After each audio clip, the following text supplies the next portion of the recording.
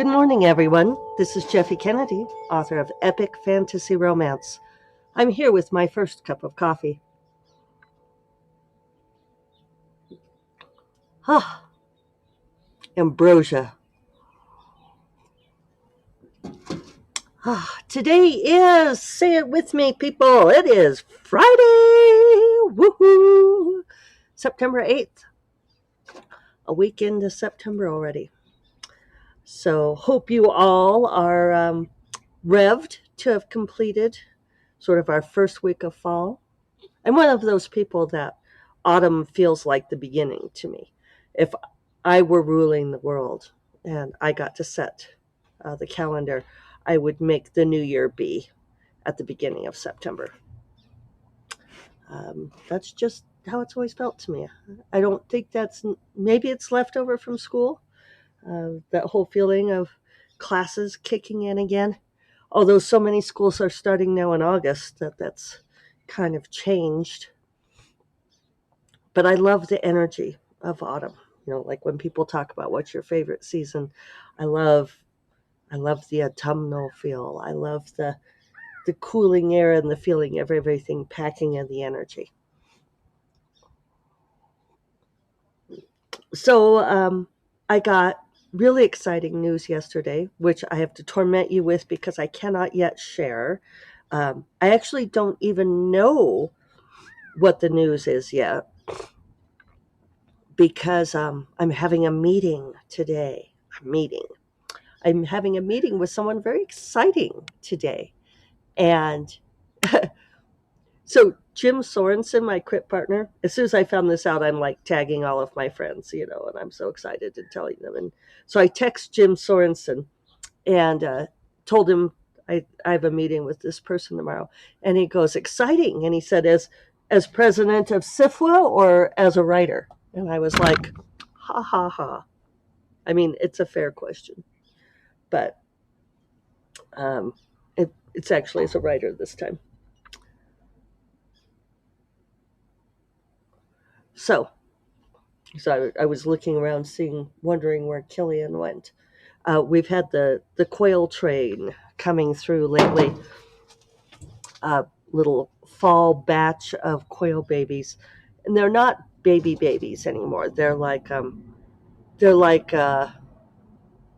we call them juvies, right? Juveniles. I'm trying to think of how to tell you how big they are. Like maybe the size of my fist, and I don't have tiny little hands, but about that size. They're still super cute, and they get on our waterfall out front and come in for the water there. Oh, there he is. Good. And they're funny because they climb up on there, and they can't quite fly yet, but they have these little stubby wings that they can like use as gliders. You all, this is so super cute.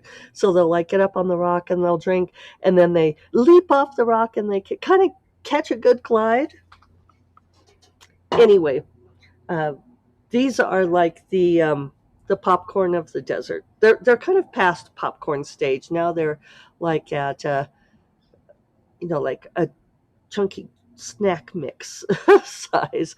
All the predators want them, all of them, and the cats see them and just get electrified. And they're like, "This is great prey, juicy and young and tender, and I could get one." And we're like, "But may not, may not."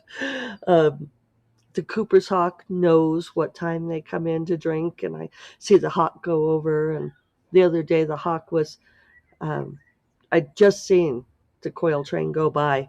We call it the quail train because the parents call them along. They have this song that goes, it's really great, and that's sort of how they like tell everyone that everything's fine. Guide their little train of juvies. So yeah, I'd seen the quail train go by just recently, and I saw the hawk silhouette, and so I went and looked out there, and the Cooper's hawk is sitting down in the lower limbs of the juniper, very crafty, very wily. I mean, I had to give it to the hawk. Um, Looked like a spur of a dead branch down there, watching the water fountains. And I feel personally responsible because I'm the one who's like attracting creating the buffet. I'm the one laying out the table. So I started walking down there towards that Cooper hawk, and the hawk was like, "You don't see me, you don't see me, you don't see me." And then I finally got close enough that the hawk was, it said, "Ah, you see me," and flew off. And it's like, well, I don't know. My little drop in the bucket. Anyway, I brought Killian back here so that he can't chase the juvie quail. So yeah, hopefully I'll be able to tell you the news. It's we're just sort of getting to that, having this meeting today and hearing what they have to say, and I'm really excited, you guys. I've been feeling this tremendous sense of relief. I feel like this is something I've been working really hard towards for a long time, and finally something is happening. So, um, yes, more on that later. But yes, thank you for all your support and your good wishes and so forth. Um, I know I have notes, things that I wanted to talk about. Oh, so this is kind of funny. Um, on Smashwords, I use Smashwords to distribute to Apple and Scribd, a few other things, but those are the two biggies. And because I don't upload directly to Apple, because I don't have a Mac, and don't tell me to buy a Mac so I can do it, because I'm not gonna. I'm happy using Smashwords to distribute. But when I put in the keywords for Twisted Magic, now available for pre-order, I I put in adult fantasy. Excuse me. And they flagged it for their expanded distribution, saying that my keywords indicated it was a work of erotica and that I needed to put it in erotica category.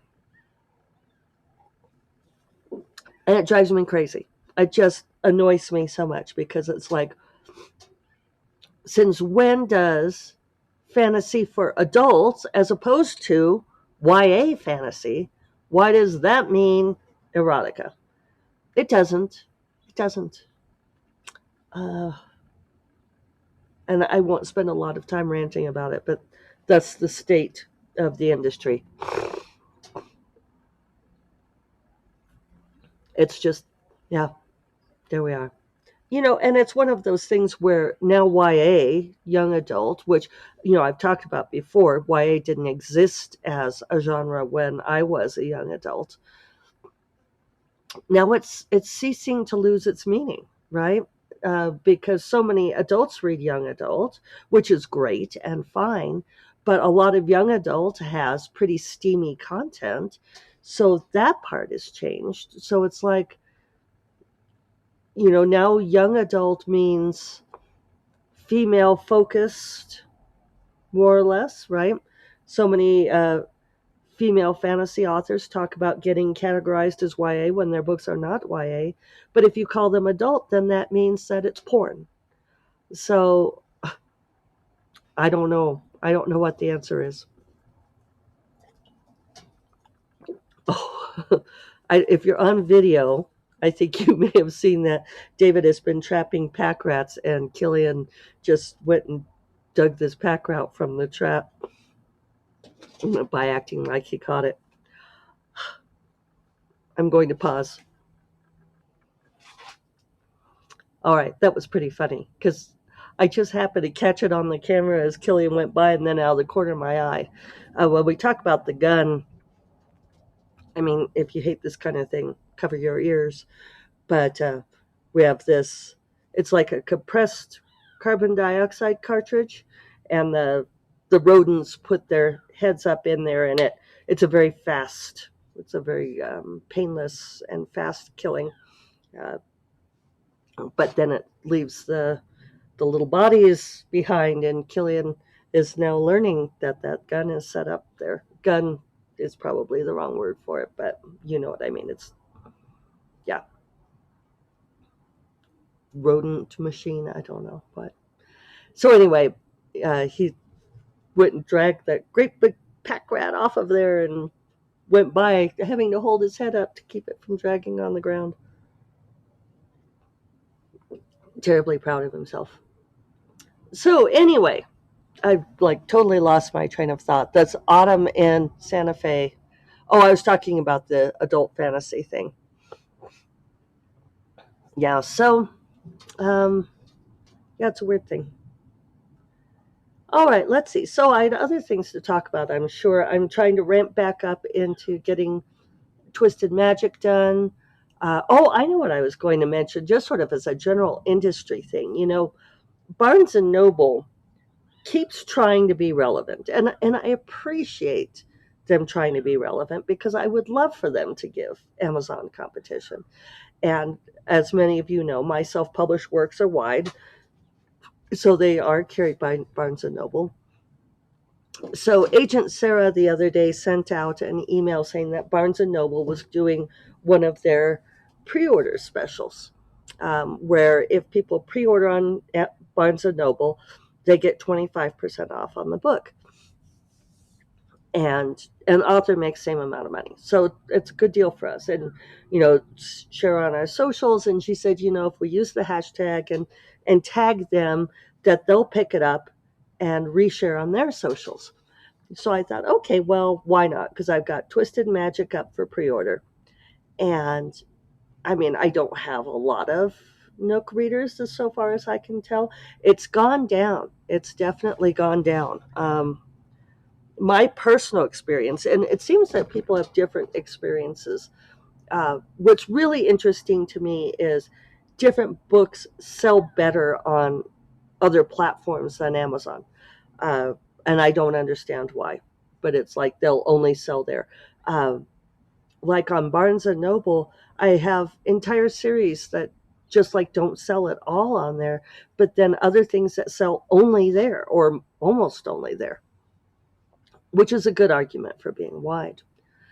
Oh, and as an aside, I just found out the other day, I did not know this, that on Kindle Unlimited, authors get paid for page reads. Did you know that they do not get paid for rereads? You only get paid read for that first time. I guess that makes sense because in the early days, people were capitalizing, doing that, making people click through a whole bunch of times and getting paid for those page reads. So now you only get paid for the first time through. Yeah. There's been a lot going on lately with Kindle Unlimited, and the romance genre being receiving less of a percentage of the sales because it's the biggest one, I guess. People very upset about that. Uh, Getting paid less per page read than before. So anyway, Barnes and Noble pre-order deal. I put some effort into it Wednesday morning because I thought, okay, I'm willing to give this a try. Uh, my Barnes and Noble sales have been going down, down, down, uh, and Kobo is going up. And it's kind of funny because somebody with a vested interest, and I'm not going to say who it is, but someone on another retail platform at a conference recently told me that Kobo was going down, that Kobo was getting less of the market share. And I was like, not of mine. That's my sales from Kobo have been going up, up, up, and I love it. Um, yeah, totally on board with selling stuff through Kobo. So anyway, Barnes and Noble. I actually invested in doing this. I made a graphic. Encouraged people, if you read on Nook, pre-order my book here. I shared it on all the socials. I tagged Barnes and Noble like I should have. Um, Before I began this was on the 6th. It's going the 6th through today. I had one pre-order for Twisted Magic on Nook, which I'm gonna say is typical. I mean, there's a reason why I don't look at my Barnes and Noble sales reports much. I gauge how something is doing by looking at Amazon. So I don't have tons of pre-orders on Amazon yet. I've got something like 150 so far, which is great because that's enough to pay off my investment in it, and I know it'll continue to increase. Um, Usually, I have more pre-orders by this point because I'll have the pre-order link at the end of the previous book, right? So as soon as people finish the book, they can click to pre-order the next one. And I simply wasn't ready when Rogue Familiar came out in April. I didn't do it. I have since uploaded a new version with the link in the back, but the the pre I expected pre-orders to be slow, but so 150 on Amazon versus one on Barnes and Noble. So I did this promo push, uh, and as of the end of yesterday, guess how many Barnes and Noble pre-orders I have? I have two, two. So that was a fair amount of work to try to pump up for one more pre-order. And have they shared on on their socials? Have they reshared it? No, not that I've seen. And I should get tagged, right, if they have.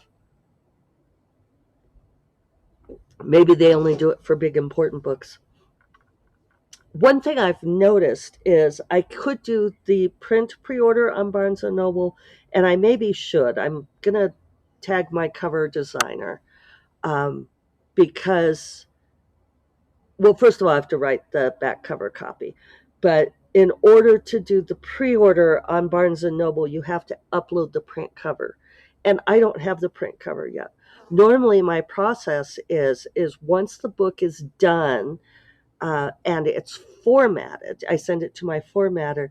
My formatter tells me how many pages it is because my cover designer has to know how many pages it is in order to design the back cover because the spine width is going to vary depending on how many pages it is. So that's usually my very one of my very last steps is to do the print pre-order. So I'm going to ask her if she can do a generic one for now to allow me to do the pre-order. However, I do need to get her that back cover copy. Um, I'm at about 12,000 words on Twisted Magic. I really need to accelerate, but it's really great having this meeting today and feeling like things are moving, and I feel so much less pressure, and it's just ah, fabulous, extraordinary. I think one thing about being an indie author, and I've talked to many friends about this, is that there is a sense of unrelenting pressure to get that next book out so that you can kick the algorithm and get the sales back up again, in order to keep that income coming so you can like pay the electric bill. It doesn't help when we're, you know, in this period of inflation where things are getting more and more expensive too. So the thing is, though, is it becomes kind of this hamster wheel, right? Where you feel like you're constantly working to, get the book out and, write the next one and all of this. And I knew this year that I was really getting myself in a little bit of a fix by pursuing these traditional publishing deals because I have two books that I've written that, haven't been producing money for me yet, right? They're not out in the world. And so it's nice to have this feeling that like maybe I can relax a little bit. And I think it's really hard to disconnect myself from the idea that how much I work every day is directly related to how much money I'm bringing in. That if I don't work, I am somehow sabotaging my income. I have enough of a backlist now that I do have a fairly steady income from that. I know what my baseline is. It's very interesting when I don't have a release in a while, and I haven't had a release since April, so that's a long time.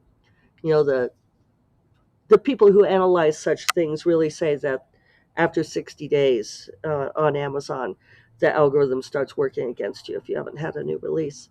And so I've been April, May, June, July, August. I've been twice that, right? So and next release will be Twisted Magic in October. And I really want to hit that October date, right? Obviously. But yeah, it's really interesting when I don't have that. My sales fall to a very predictable, steady level. What I would love is I could get that very predictable, steady level to be about twice what it is. But so far, no. Although I will say that my diversification really has worked. That the income from other places like Kobo, we love Kobo. Barnes and Noble, get your freaking act together. Why doesn't this work? I don't understand it. Maybe they're just so focused on print. I don't know. All right. Well, anyway, that's sort of my weekly wrap up. Uh, thank you all for your support and excitement, and I will give you news as soon as I have it. You all take care. Have a great weekend. Go out and enjoy this. Oh, so gorgeous weather here. You all take care. Bye bye.